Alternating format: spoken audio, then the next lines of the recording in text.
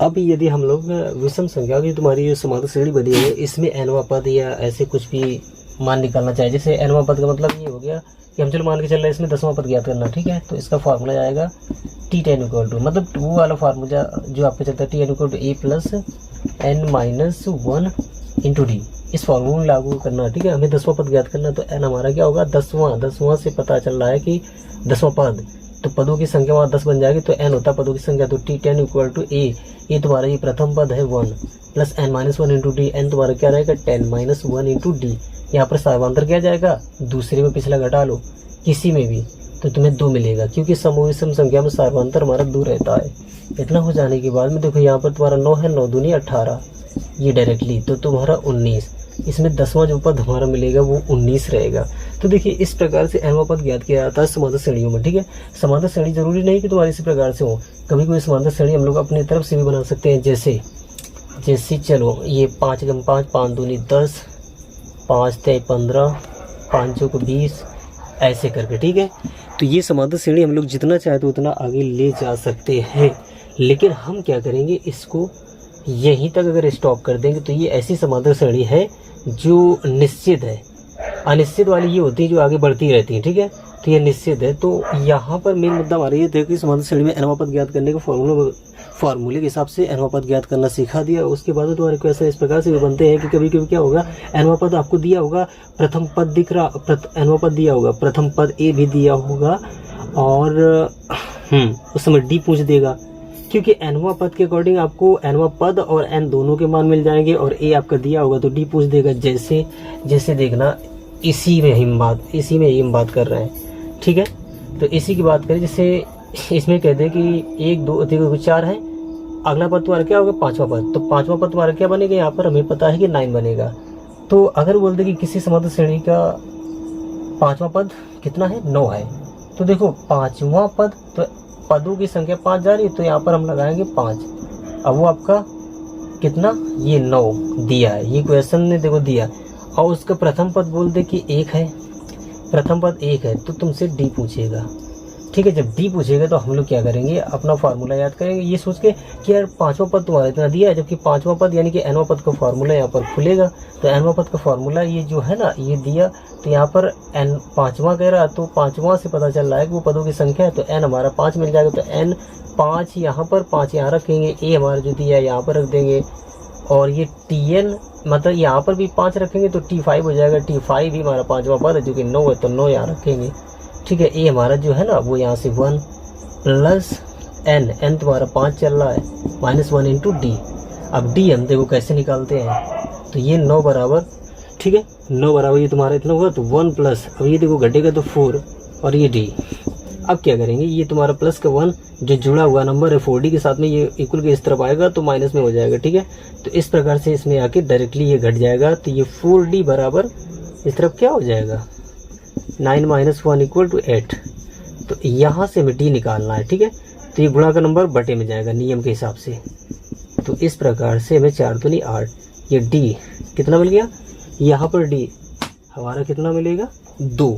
इसका मतलब है उस समांतर श्रेणी का जो D रहेगा वो 2 रहेगा, जिसका 5वां पद 9 है और प्रथम पद 1 है, ठीक है। वो इसी की बात कर रहा था, ऐसी कोई बात नहीं, ठीक है। तो मैंने इसी में बता दिया क्वेश्चन। देखो मतलब समांतर श्रेणी में nवां पद ज्ञात करने के लिए क्वेश्चन आ सकता है, समांतर श्रेणी में nवां पद दिया हो, प्रथम पद दिया हो, तो उससे सार्वंतर भी पूछ सकता है D। तो इस प्रकार तुम्हारे क्वेश्चन बने। अब हम लोग क्या करते हैं, समांतर श्रेणी का योगफल का कुछ क्वेश्चन देख लेते हैं, योगफल के क्वेश्चन देखते हैं, ठीक है। जैसे अभी हमारी ये समांतर श्रेणी है, जिससे मान लेते हैं चलो 2 4 6 ये सम संख्याओं के हम डाले दे रहे हैं, और ऐसे करके समांतर श्रेणी जा रही है। तो इसमें प्रथम पद हमें दिख रहा है क्या 2, अंत सार्वंतर जो D रहता है वो कितना है, दूसरे में मतलब अगले में पिछला घटा लो, चाहे इसमें घटा चाहे इसमें घटा लो, ठीक है। तो हमें 2 देने में मिलेगा, ठीक है। क्योंकि समांतर से मतलब सार्वंतर D रहता है किसका मतलब सम संख्याओं की जो श्रेणी रहती है और विषम संख्याओं की जो श्रेणी रहती है, ठीक है। तो A2 मिल गया, और D मतलब यहाँ पर D भी 2 है। तो यहाँ पर हमसे कह दे कि इसमें 5 पदों तक का योगफल बताओ, तो 1 2 3 4 5 सॉरी 4 हो गए, और 5वां पद हमारा 10 होगा, उसको छिपाए रखते हैं। मतलब ये मान लो कि पता नहीं है कि वो आगे क्या है, लेकिन हमें 5 पद तक इसका योगफल निकालना है। तो फार्मूला होता है SN = n/2, 2a plus n minus 1 into T, ये फार्मूला रहता है। ठीक है, तो जब इतना फार्मूला रहता है तो इसी फार्मूले के हिसाब से हम लोग क्वेश्चन बनाते हैं। इसमें 5 पदों तक का योगफल पूछ रहा था, तो पदों की संख्या जो है ना n है, जो कि 5 दिया था, क्वेश्चन निकाला था, तो वही यहाँ पर रखेंगे। तो S5 इक्वल टू, अब n की जगह पे सभी जगह जहाँ जहाँ n आया आपको वहाँ पर 5 रख देना है, ऐसा हुआ, इंटू a की वैल्यू कितनी है 2। अब ये n आपका 5 रहेगा, -1 इंटू डी क्या है 2। ठीक है, इतना हो जाने के बाद में आपको कैलकुलेट करना है तबीयत से, तो 5/2 इतना होगा। ये ऐसे ही रहेगा क्योंकि 2 इससे डिवाइड पूरा नहीं हो रहा है। अब ये देखो क्या है, सॉरी यहाँ पर ये प्लस जो है ना यहाँ पर मैंने मिस कर दिया है, तो इसको लगा लेते हैं इस प्रकार से। ठीक है, तो ऐसा हुआ। अब देखो ये तो तुम्हारा 4 हो गया। ठीक है, अब ये तुम्हारा घट जाएगा, 1 बचेगा 4, 4 गुणा 2 8, प्लस का 8 बन जाएगा। ठीक है, अंदर 8 4 12, 5/2 बाहर है, जो कि ब्रैकेट के बाहर है, तो गुणा करेगा 5/2, ये अंदर 12, 2 6 12, 6 गुणा 5, ये हमारा 30 हुआ। S5 यानी कि 5 पदों तक का योगफल यहाँ पर हमें 30 देखने को मिल रहा है। ठीक है, अब देखते हैं कि सच में है कि नहीं है। यहाँ पर अगला पद हमारा क्या बनेगा, 10 आएगा। ठीक है, तो 10 जैसे ही आया तो हम दे देगा 10, ये देखो 8 2 10, 6 4 10, ये भी 10 और ये भी 10, 10 10 20 और ये 10 30, आ गया आंसर। तो इस प्रकार से समांतर श्रेणी के मतलब n पदों तक का योगफल निकालने के लिए फॉर्मूला है। और अभी तो ये समांतर श्रेणी ऐसी थी जो तुम्हारी ऐसी चली आ रही थी।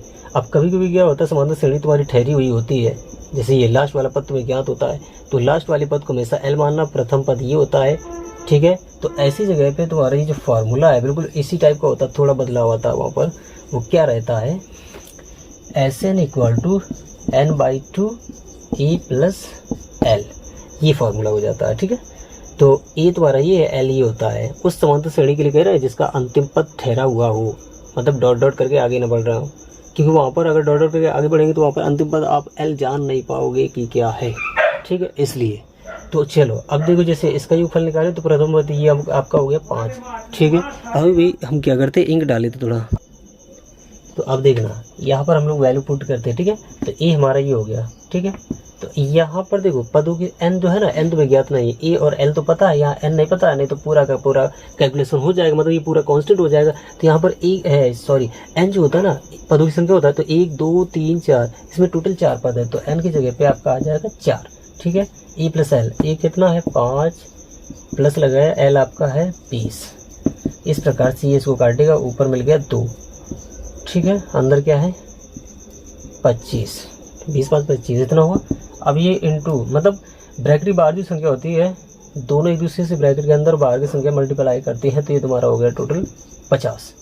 तो 5 पदों तक, मतलब इसमें पदों का जो योगफल आएगा वो देखो यहाँ से हमें 50 बता रहा है। अब हम देखते हैं कि सच में है कि नहीं है। ठीक है, देखो ये 20 35 45 5 50 बन गया। तो इस प्रकार के तुम्हारे समांतर श्रेणी के योगफल वाले भी क्वेश्चन करा दिए मैंने। ठीक है, अब हम आते हैं गुणोत्तर श्रेणी की बात करते हैं। तो गुणोत्तर श्रेणी तुम्हारी क्या होती है, देखिए गुणोत्तर जो श्रेणी होती है तो वो तुम्हारी इस प्रकार से रहती है,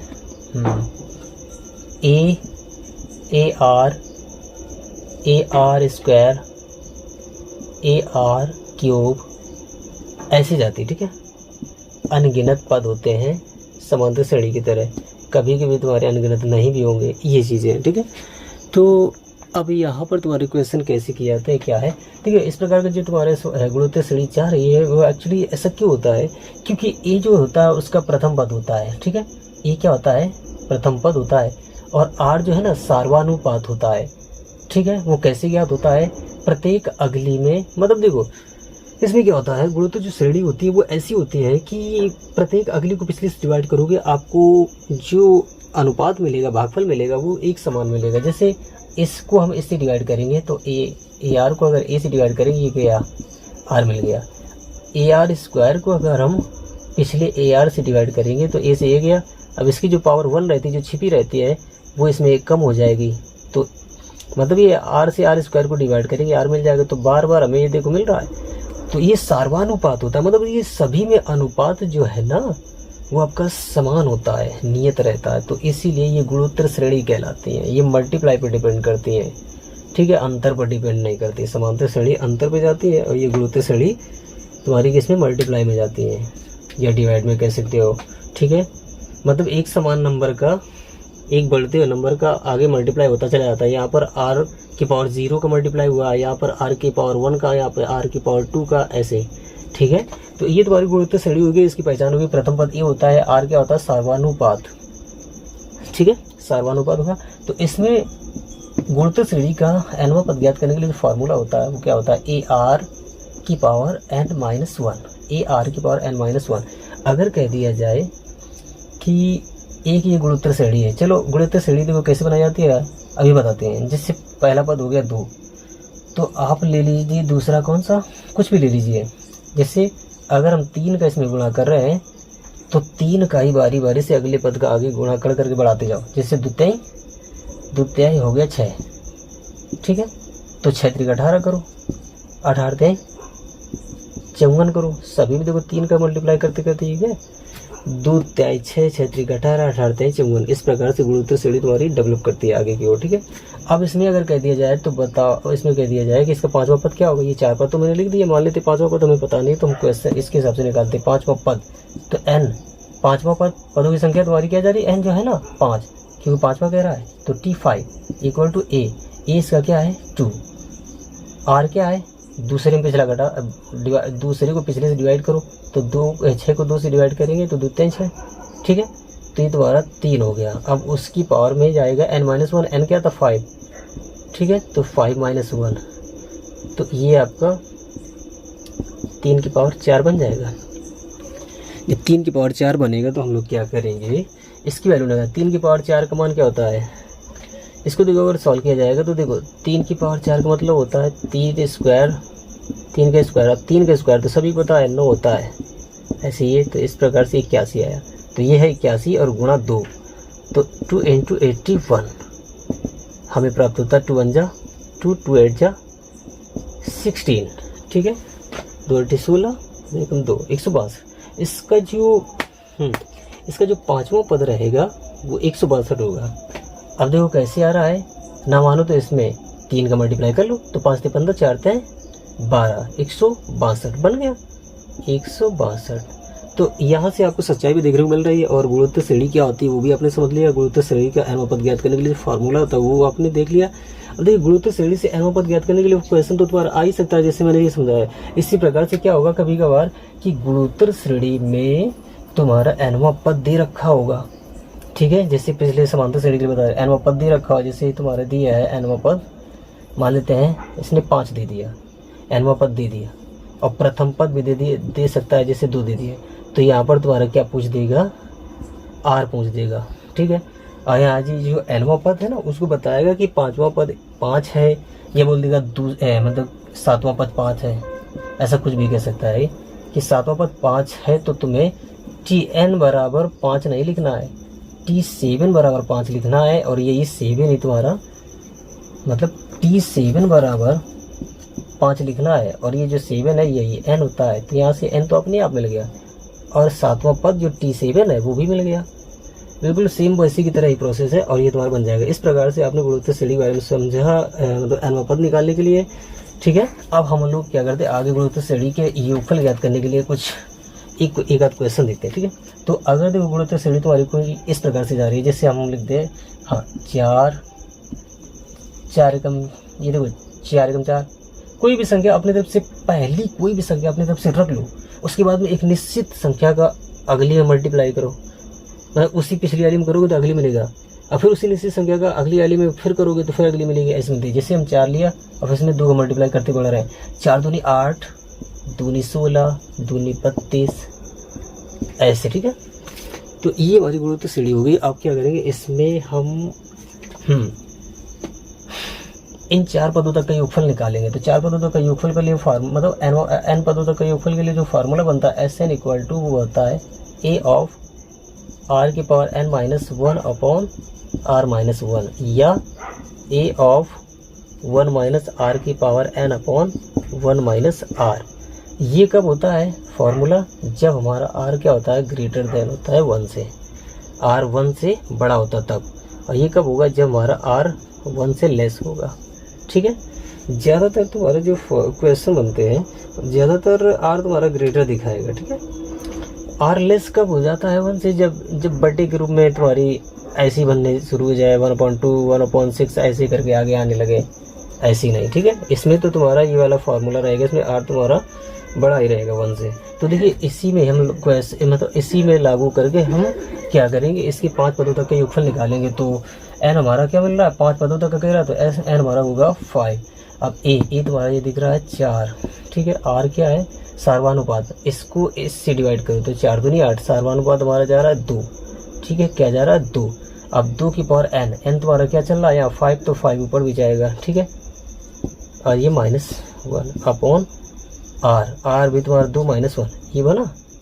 तो इस प्रकार से तुम्हारा ये जैसे बना, तो हम लोग कैलकुलेशन शुरू कर देते हैं। कैलकुलेशन कैसे, ये तुम्हारा 4। अब देखो 2 की पावर 5 की वैल्यू 32 आती है, तो 4 गुणा 4 अंदर 32 माइनस 1, और ये बटे में तुम्हारा 1। ठीक है, इतना हुआ। अब ये हो जाने के बाद में हम लोग क्या करते हैं, कैलकुलेशन ऊपर कर लेते हैं। देखो 32 में कटेगा 31, 31 गुणा 4 ये हो जाएगा S5, 31 गुणा 4, 4 कम 4, 4 × 12, 124। तो इसमें जो 5 पद तुम्हारे बनेंगे फिलहाल, तो जैसे 5वां पद तुम्हारा क्या होगा, 2 का इसमें मल्टीप्लाई करते 32 दूना 64, तो 5 पद तुम्हारे ये टोटल बन गए। इनको जोड़ोगे अगर तो तुम्हारा 124 आ जाएगा। ठीक है, एक बार जोड़ के देख लेते हैं। 6 3 9 4 2 6 96, 6 6 12 102, और ये 10 112, 112 8 120, और ये तुम्हारा 124 बन गए।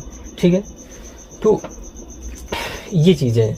तो आपने गुणोत्तर श्रेणी का योगफल वाले भी क्वेश्चन देख लिए। कभी कभी क्या होगा इसमें ठीक वैसे ही मतलब 5वां पद तुम्हारा दे रखा होगा, 5वां पद दे रखा होगा, प्रथम पद भी किसी गुणोत्तर श्रेणी का 5वां पद भी देगा, प्रथम पद भी दे देगा, तो तुमसे आर पूछ सकता है। तो उसको टेंशन नहीं लेना, उसी प्रकार के सॉल्व करना जैसे अभी तक सॉल्व करना सिखाया है। अब हम लोग क्या करते हैं, आगे कुछ देखते हैं क्या है। अब हम लोग क्या करते हैं, विभाज्यता के कुछ नियम देख लेते हैं। किसके, विभाज्यता के नियम। मतलब ये हो गया कि कोई संख्या बिना डिवाइड किए बताओ कि वो 2 से विभाजित होगी कि नहीं, अगर ऐसा पूछ दे। ठीक है, तो याद रखना कोई संख्या 2 से विभाजित होगी ठीक तब जबकि उस संख्या का इकाई अंक 2 4 6 8 इन 5 अंकों में से कोई एक हो। ठीक है, 2 4 6 8। ठीक है, तो ये जैसे हम तुम्हारी 124 बना लिया, तो ये जो संख्या तुम्हारी इसमें देखो इकाई अंक तुम्हारी 4 मिल गया, या ऐसे ही ये एक संख्या बना लिया, इकाई अंक तुम्हारा 0 मिल गया। तो ऐसी संख्या तुम्हारी 2 से अवश्य कटेंगी पूरा। ठीक है, तो 2 की डिविजिबिलिटी आपकी कंप्लीट हो चुकी है। और उसके बाद में हम लोग क्या करते हैं, 3 की डिविजिबिलिटी देखते हैं। तो 3 की डिविजिबिलिटी में क्या होता है, यदि किसी संख्या के सभी अंकों को अगर हम लोग जोड़ें, जैसे ये तुम्हारे सभी अंकों को जोड़े और योगफल तुम्हारा 3 से अगर पूरा प्रकट रहा, तो वो संख्या तुम्हारी टोटल क्या करेगी, 3 से पूर्णतः विभाज्य होगी। जैसे तुम्हारा 3 है, ये तुम्हारा 4 हुआ, 4 4 ये तुम्हारा 8 ये 9। तो इसमें देखो ये 3141 संख्या लिखी है, इसके अंकों को जोड़ेंगे तो तुम्हारा 5 4 ये तुम्हारा 9 बन जाएगा। 9 3 से डिवाइड होता है। ठीक है, तो ये संख्या भी तुम्हारी 3 से जरूर कटेगी। 3 एकम 3, ठीक है, 3 एकम 3, 3 चौके 12। ठीक है, तुम्हारा 2 3 7 21 ऐसा हुआ। यहाँ पे एक 0 तुम्हारा छूट गया था। तो ये जो है ना, ये नियम होते हैं 2 से डिविजिबिलिटी और 3 से डिविजिबिलिटी, ये आपने देखी। उसके बाद में हम लोग क्या करते हैं, 4 की डिविजिबिलिटी देखते हैं। 4 की डिविजिबिलिटी में क्या होता है, हमें याद रखना पड़ता है किसी संख्या का दाही इकाई स्थान। ठीक है, जैसे कोई संख्या तुम्हारी 124 32 लिखी, तो दाही इकाई स्थान की संख्या को याद रखना पड़ता है 4 की डिविजिबिलिटी में। अगर दाही स्थान की संख्या तुम्हारी 4 से पूरी कट रही, तो टोटल संख्या तुम्हारी 4 से जरूर कटती है। जैसे तुम्हारा हम यहाँ पर कर लेते 48, तो ये तुम्हारा 48 हुआ। ठीक है, ये तुम्हारा 4 से जरूर कटेगा, तो ये पूरी संख्या तुम्हारी 4 से कटेगी। इतना क्लियर होता है। ठीक है, उसके बाद में 5 की डिविजिबिलिटी देखते हैं। 5 की डिविजिबिलिटी में कंडीशन क्या होती है कि यदि किसी संख्या का इकाई अंक 0 या 5 हो तो 5 से जरूर कटती है। ठीक है, इतना क्लियर हुआ। उसके बाद में हम लोग 6 की डिविजिबिलिटी देखते हैं। 6 की डिविजिबिलिटी में क्या होता है कि यदि कोई सम संख्या ऐसी हो जो 3 से विभाज्य हो रही हो, तो वो 6 से जरूर कटती है। ठीक है, यदि कोई सम संख्या एक मतलब याद रखना कि वो सम संख्या भी होनी चाहिए और वो 3 से जरूर विभाजित हो। जैसे हम एक सम संख्या ऐसी लिख रहे हैं, ठीक है, तो ये 4 2 6 1, ये 4 3 7 7 हुआ। अब हम क्या करते हैं, 2 और बढ़ा लेते हैं, ठीक है, तो ऐसे कर दिया। तो ये जो संख्या देखिए 4 2 6 1, ये तुम्हारा 7 7 2 9, ये तुम्हारे सम संख्या भी है क्योंकि ये इकाई का अंक तुम्हारा क्या है 4 है, ठीक है। और उसके साथ साथ ये तुम्हारा क्या है 3 है, मतलब इसका जो टोटल योग बन रहा है, अंकों का योग जो बन रहा है वो 3 से कटेगा, ठीक है। तो जैसे तुम्हारा 4 4 आ रही थी, 9 3 से कटेगा, तो ये तुम्हारी संख्या जरूर 6 से कटेगी, चाहे देख लेना 6 से कट रहा है कि नहीं, ये कटना चाहिए, ठीक है, क्योंकि नियम तो यही कहता है। अब देखो 6 3 का 18, 6 चौके 24 ज़्यादा, 6 3 का 18, 18 घटाएंगे तो हमें मिलेगा 3। अब ये तुम्हारा उतारा, ठीक है। अब 6 पंचे 30, 5 बार में इतना 30 गया, मिला हमें 2, और ये मिलेगा 6 चौके 24। तो देखा आपने कि 6 की डिविजिबिलिटी में क्या है, वही चीज़ है जो मैंने बताया। अब उसके बाद में 7 की डिविजिबिलिटी देखते हैं, 7 की डिविजिबिलिटी में क्या होता है। तो 7 की डिविजिबिलिटी देखा जाए तो ज़्यादा इंपॉर्टेंट नहीं होती है, लेकिन फिर भी हम दिखा दे रहे हैं। इसमें क्या होता है, इकाई अंक का दोगुना, यदि कोई संख्या है उसके इकाई अंक का दोगुना, जैसे हम मान लेते हैं इकाई अंक का दोगुना, चलो मैंने एक संख्या बनाई थी उसको, उसी को ये रख देते 42,973 42,973। इसमें क्या होता है, 7 की डिविजिबिलिटी में हमें ये देखना होता है, यदि किसी संख्या के इकाई अंक का दोगुना करो, जैसे इसका अगर हम 2 गुना कर दें और जो आए इस संख्या में घटा दें, तो घटाने के बाद जो अगर वो टोटल संख्या तुम्हारी 7 से कट रही है, तो फिर वो पूरी संख्या तुम्हारी 7 से ज़रूर कटेगी। जैसे इसका 6 आया, 6 को हम इसमें घटाएंगे तो हमें मिलेगा क्या चीज़, लास्ट में 91, और ये तुम्हारा 240 इतना, ठीक है। तो 42 और ये हमारा क्या है 42 91, तो 42 जो 91 तुम्हारा 7 से ज़रूर कटेगा। क्लियर।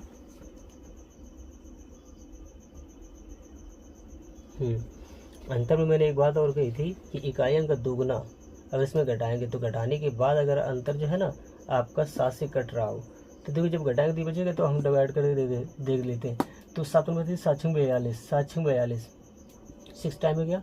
अब इसको देखते हैं, तो 7 1 7, अब बचेगा 2, और राइट में ये था 7 3 सा, तो गया पूरा। तो ये कंडीशन होती है, लेकिन 7 मतलब इसकी डिविजिबिलिटी ज़्यादा ठीक नहीं है, क्योंकि इकाई में 2 गुना करेंगे, उसको घटाएंगे पूरी संख्या, तो अभी इसी को तो मैंने कम किया, अभी तो ये पूरी बड़ी की बड़ी संख्या पड़ी है, उसमें जब घटाएंगे तो अंतर आएगा, उसको चेक करेंगे तो एक ही अंक कम हो पाएगा, तो इससे तो फिर पूरा ही ना हम चेक कर लें। तो ये हम नियम क्यों याद रखें, लेकिन फिर भी आप नियम याद रखो, डायरेक्टली डिवाइड करो, हमें इससे कोई मतलब नहीं है, लेकिन हमें रूल बताना बहुत ज़रूरी था। उसके बाद में हम लोग देखते हैं 8 की डिविजिबिलिटी। 8 की डिविजिबिलिटी में क्या होता है कि ये सैकड़ा दहाई इकाई वाले, यदि किसी संख्या में सैकड़ा दहाई और इकाई स्थानों से बनी संख्या को अगर हम 8 से डिवाइड करें, पूरा डिवाइड हो जाए, तो वो संख्या तुम्हारी क्या होगी, 8 से डिवाइड होती है। इतनी एक कंडीशन होती है। जैसे 43 81 92, 43 81 ये 92 है। इसमें देखो सैकड़ा दहाई इकाई, ये तुम्हारा 8 से अगर कट रहा है 192, तो टोटल संख्या तुम्हारी क्या होगी, फिर ये पूरी की पूरी 8 से जरूर कटेगी। जैसे 8 दूरी 16, 8 3 24 ज़्यादा जा रहा है, 8 दूरी 16, 16 घटाएंगे तो कितना मिलेगा 3, और ये तुम्हारा 8 चौक 32। तो तुम्हारा ये पूरा दाई सैकड़ा और सैकड़ा दाई इकाई स्थान से बनी जो संख्या 192 है, वो पूरी कट रही है 8 से, तो इसका मतलब ये टोटल संख्या तुम्हारी 8 से जरूर कटेगी। आप लोग डिवाइड करके देख लेना। इसी प्रकार से 9 की डिविजिबिलिटी देखते हैं। तो 9 की डिविजिबिलिटी में क्या होता है कि सेम टू सेम 3 की तरह है। 9 की डिविजिबिलिटी, यदि किसी संख्या के सभी अंकों का योगफल 9 से कट रहा है, तो वो टोटल संख्या तुम्हारी 9 से ज़रूर डिवाइड होती है। जैसे एक संख्या हम ले लेते हैं, चलो अपनी तरफ से लेते हैं, जैसे 2 7 2 9 0 4 5। अब इसके सभी अंकों को अगर हम जोड़ेंगे तो तुम्हारे इनका योगफल 18 आएगा, जो कि 9 से पूरा चला जाएगा, ठीक है। तो इसका मतलब ये संख्या भी तुम्हारी 9 से डिवाइड होनी चाहिए। 9 3 27, देखो 9 3 27, 0 को तो डिवाइड करेंगे नहीं, 9 9 45 पूरा गया। तो ये कंडीशन थी 9 की डिविजिबिलिटी की। अब 10 की डिविजिबिलिटी को समझते हैं। 10 की डिविजिबिलिटी बिल्कुल सरल है। यदि किसी संख्या की इकाई अंक अगर आपको शून्य देखने को मिले, वो 10 से ज़रूर डिवाइड होगी, ठीक है। चाहे तुम्हारा ये 1000 है, काट के देख लो, 1 0 से ये गया। अब 100 को 1 से डिवाइड करेंगे वो तो 100 ही रहेगा, समझ लिया। उसी प्रकार से हम लोग 11 की डिविजिबिलिटी देखते हैं। 11 की डिविजिबिलिटी में क्या होता है कि किसी संख्या के सम और विषम स्थानों के अंकों का योग करके फिर अंतरफल अगर आपका 0 आए या 11 से विभाज्य होने वाला कोई नंबर आ जाए तो वो तुम्हारी टोटल संख्या क्या होती है, 11 से ज़रूर डिवाइड होती है। जैसे अब एक संख्या हम बनाते हैं, एक संख्या तुम्हारी ये है, ठीक है। इसी को पढ़ने पर कितना आएगा, 75,23,120। ये कैसी संख्या है, ये तुम्हारी 11 से विभाज्य है कि नहीं, ऐसा जानने के लिए हम लोग क्या करेंगे, देखो मैंने कहा था नियम क्या होता है, इसका क्या करेंगे, सम स्थानों के अंकों को देखो, तो ये तुम्हारा सम स्थान के अंक मतलब विषम, सम और विषम स्थानों के अंकों को देखो पहले। तो हम विषम के लिए चल रहे पहले 1 नंबर, ये 3 नंबर, ठीक है, फिर ये 5 नंबर और फिर उसके बाद में ये 7 नंबर, 1 2 3 4 5 6 7। तो ये विषम स्थान हो गए, 1 हो गया, 3 हो गया, 5 हो गया, ये 7 विषम स्थान वाले अंक हो गए, सभी को जोड़ो तो 7 2 9, 7 2 9 और ये तुम्हारा 1 10 और वो 0, तो 10 ही रहेगा, ठीक है, क्या है 10। अब क्या करते हैं, सम स्थान वाले अंकों को जोड़ो, तो ये टोटल तुम्हारा 10 बनाया। तो नियम ये कहता है कि सम स्थानों के अंकों को जोड़ने पर और विषम स्थानों के अंकों के जोड़ने पर जो दो योगफल मिले उनको घटाओ, अगर वो 0 हो रहे हो या 11 से विभाजित होने वाली कोई संख्या, तो फिर वो पूरी संख्या तुम्हारी 11 से ज़रूर कटेगी। तो इन दोनों को मैंने अंतर देखा तो भाई वो तो 0 आ गया, इसका मतलब ये जो संख्या तुम्हारी 11 से ज़रूर कटेगी। और 11 से विभाजित होने वाला नंबर का मतलब हो गया, जैसे ऐसा नंबर आ जाना, मान लो ये 22 आ गया होता और ये आपका 11 रहता, तो यहाँ पर 11 बच जाता, तो 11 11 से ज़रूर विभाजित होता है। तो इस अवस्था में भी, इस कंडीशन में भी तुम्हारी वो नंबर क्या होता है, 11 से ज़रूर पूरा विभाजित होता।